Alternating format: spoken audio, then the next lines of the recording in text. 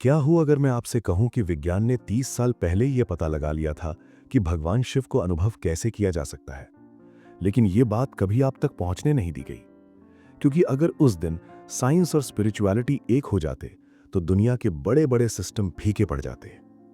आज मैं आपको एक ऐसे वैज्ञानिक रहस्य के बारे में बताने जा रहा हूं जो सीधे आपके शरीर के रसायन विज्ञान और समाधि की अवस्था से जुड़ा है। चलिए, साइंस से समाधि और समाधि से शिव तक के सफर की शुरुआत करते हैं। हमारे शरीर के अंदर कुदरत ने एक विशेष प्रकार का ताला लगाया है। विज्ञान की भाषा में इस ताले को कैनाबिनॉइड रिसेप्टर कहा जाता है।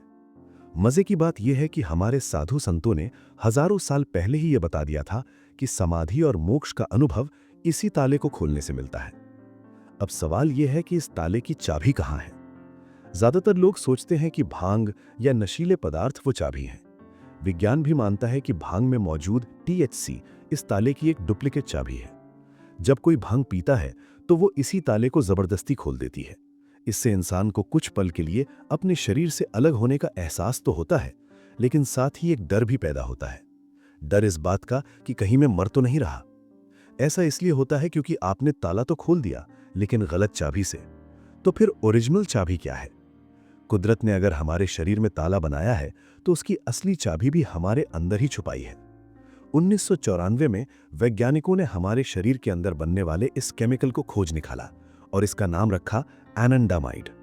यह नाम संस्कृत के शब्द आनंद से लिया गया है, जिसका मतलब है परमानंद या ब्लिस, वही सच्चिदानंद वाला आनंद। एनंडामाइड ही वो असली चाबी है जो समाधि के दरवाजे खोलती है। यह तब रिलीज होता है जब एक मां अपने बच्चे को जन्म देती है। उस पीड़ा के दौरान भी जो दिव्य खुशी महसूस होती है वो इसी के कारण है। लेकिन क्या आप जानते हैं कि आप बिना किसी नशे के वैज्ञानिक तरीकों से अपने शरीर में एनंडामाइड को एक्टिवेट कर सकते हैं और शिव जैसी चेतना को महसूस कर सकते हैं? इसके 3 मुख्य तरीके हैं। पहला तरीका है डार्क चॉकलेट।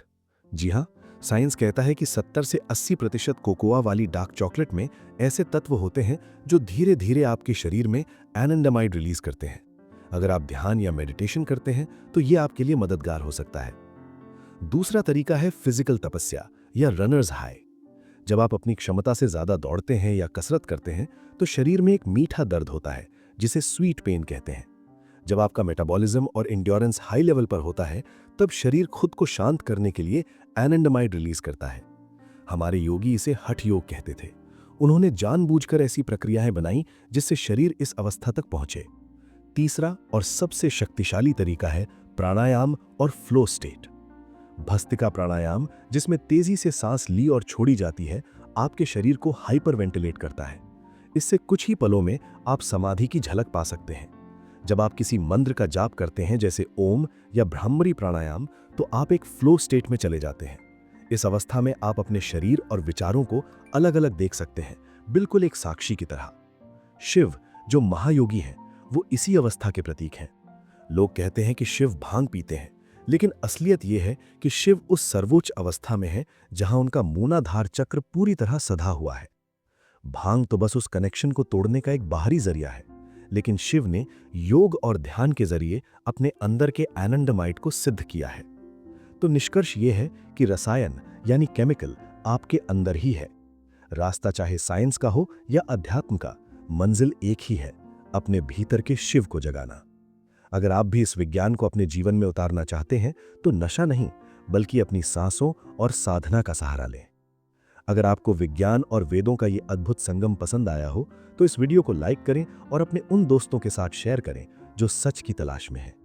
ओम नमः शिवाय।